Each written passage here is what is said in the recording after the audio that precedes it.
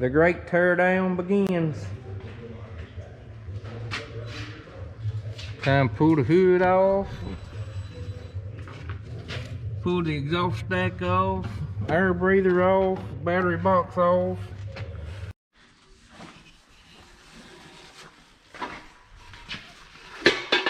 Taking the exhaust pipe off. We always try to use the paper towel to handle it, because I have heard that the oils on your hand will get on that pipe, and when you start running it, it'll make it turn a bronze color. You gotta take the fuel cap off, radiator cap off, and the air breather off to pick the hood up.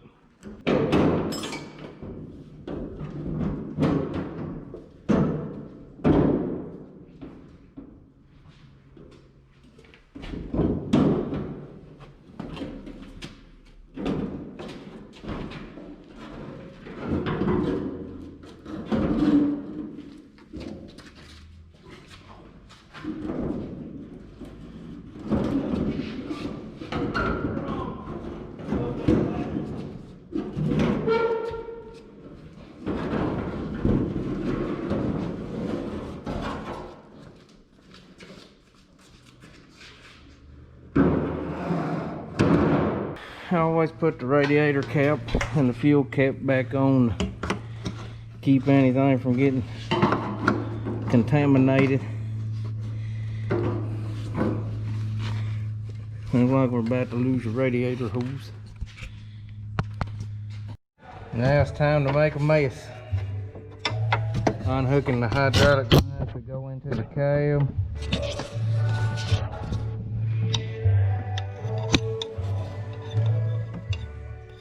And let it leak all over everything.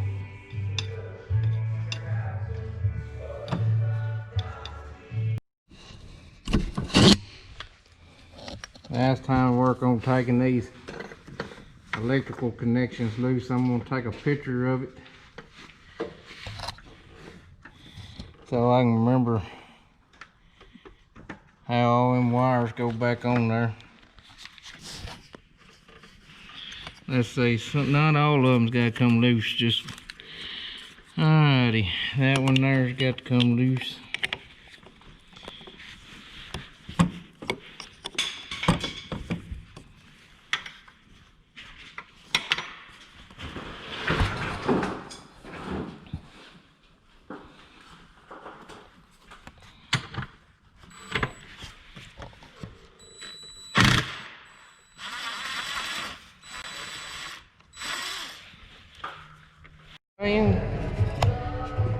You know what working on this tractor makes me want to do?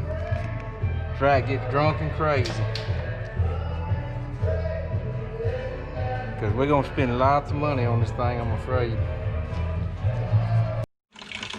Having to drain the antifreeze out of it, because we got to pull this hose right here. That's a heater hose. We don't want to dump coolant all over the place. Pretty sure we got everything apart up at the top on the wires loose. That one goes into the cab. There's a water wires on the other side. I think it's got to be unplugged. What are you working on, Bob? Cleaning up this fuel bowl. It's gonna take forever for that antifreeze to drain. Gotta undo this hose right here. There's another heater hose that's got to be undone. Right up there up top. He's got the throttle linkage undone. Alright, you got them two wires undone. What did they go to? It's just dangling. Dangling? Yeah. Was there a wire going to the oil pressure sending unit? There, up there. And these two right here was just dangling? Yeah. Alrighty. I guess they wasn't important then. It was running. What's this? Do we got another dangler? Okay, that's the power to the two-way radio. I think that's the two-way radio.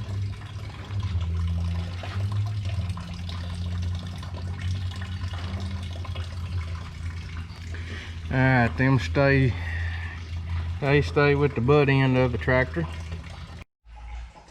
If you cannot see me, it's because the power went off in the shop and we don't know why. We went over and flipped lost power to everything in the shop.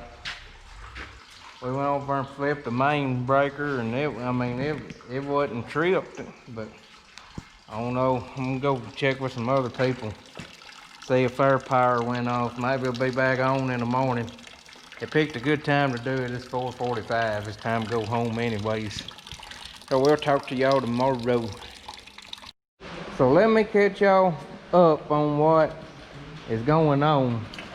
We're making our engine stand for our tractor. We're back on that project, getting ready to split the John Deere 4640. We're making the splitting stands. This is going to be the bottom that rolls on the floor. I welded these wheels on.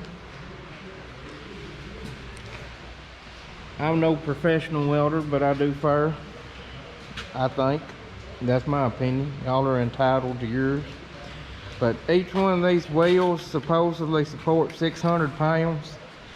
And the spec we looked up on the engine was that it weighed anywhere from 1,200 to 1,600 pounds. So this should be a little bit of overkill. 6 times 3 is 18, so 1,800 pounds is what this should hold. We've got this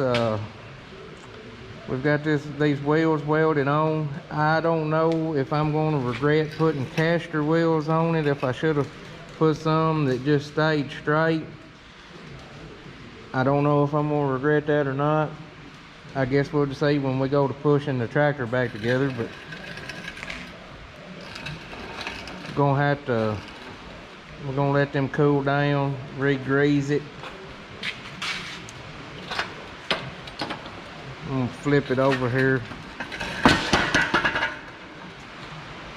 That's how it'll probably run a bead down through there, but that's how it'll set on the ground. And we're gonna have 2 tubes coming up that's gonna go catch the side rails of the tractor. But it's lunchtime, we're gonna go eat lunch and then we'll come back and we'll work on that.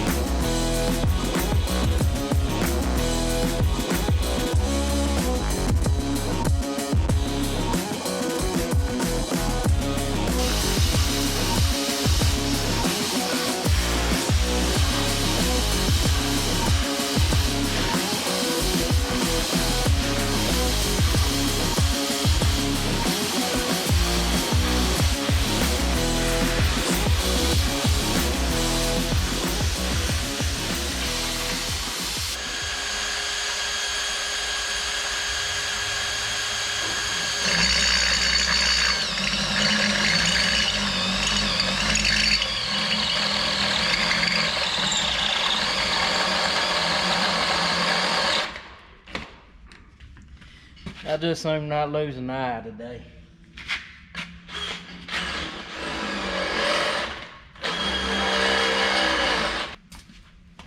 It takes a 5/8 bolt to bolt that to the tractor.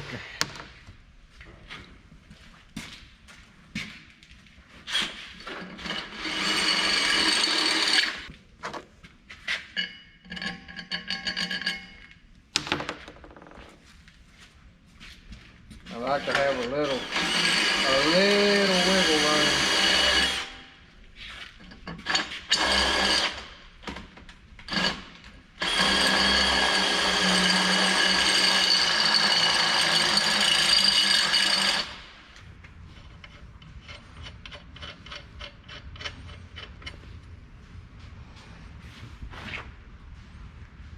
I'm done somewhere.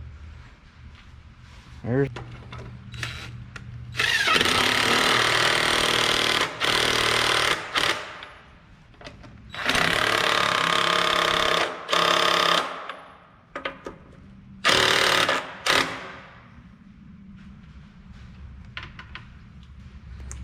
Ookity dookity. Now I'm getting ready to these are the up and down posts for that the plates on the frame rail is going to be welded to. That's how it's going to work, except we got to, let me get out of the light. We got to lift this tubing up flush with the top of the plate, or almost flush, and weld it, and then there's going to be a tube that slides down in here that welds to the wheels, and that is going to allow this to go up and down.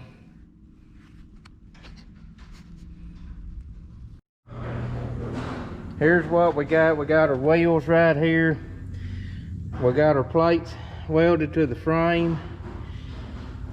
Got our up and down supports, and then we got this tube in here, and we're going to put a bar across from this tube to that tube to put the jack under, where we can jack this tractor up and down as needed.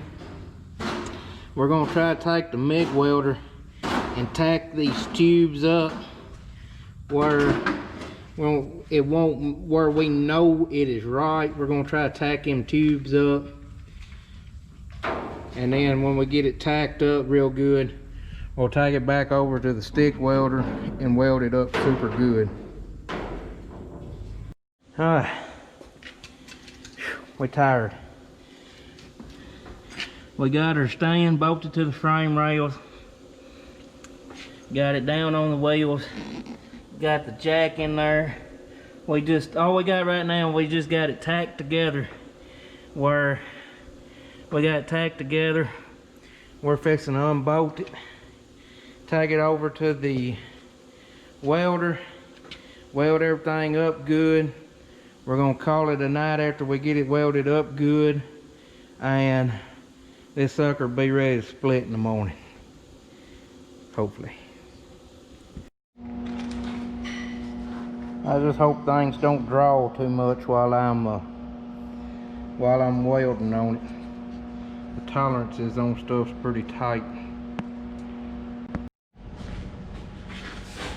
Oh, that's a good sign. Man, that's what he wants, this to slide up and down easily.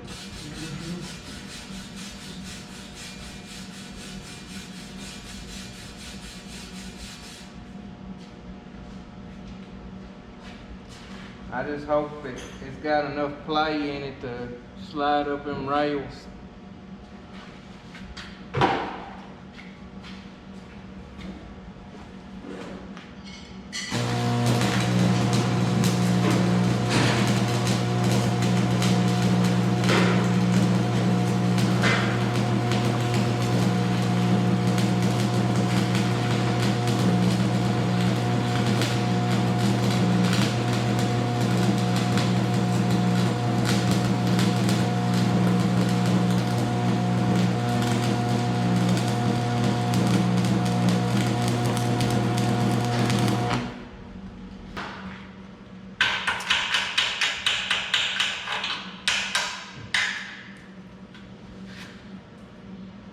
Normally if the slag comes off your weld, normally it's a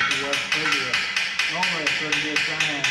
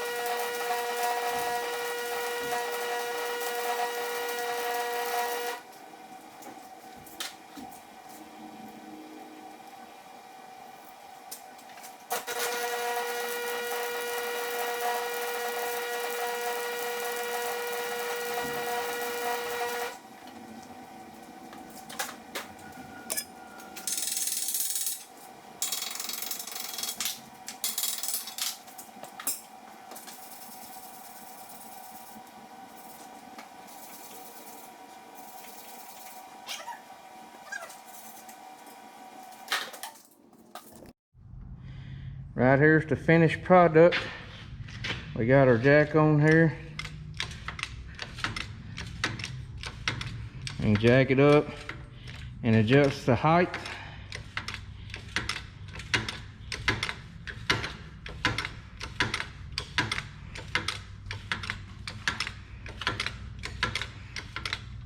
We're probably gonna pour some penetrating oil down in there tonight and let it run down through there where that'll be good and free tomorrow.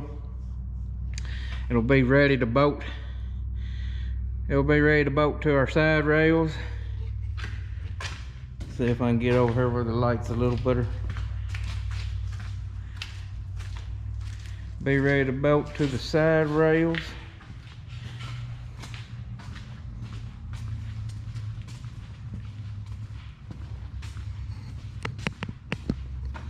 We'll pull our tech manual out in the morning, double check and make sure we got all the connections loose. Got the heater hose unhooked, pressure relief line off the hydraulics unhooked.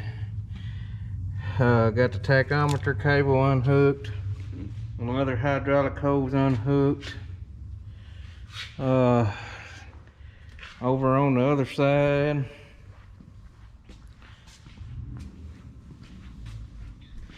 the steps are off, the wires are unhooked, heater hose unhooked, hydraulic lines unhooked. Only thing we got left to do in the morning is we got to go in the back of it and pull a small shaft out. Air conditioner lines are unhooked. So in the morning, fingers crossed. But if y'all like this video and liked what we're doing, be sure to like and subscribe. Stuff gonna get serious in the morning. We'll see y'all later.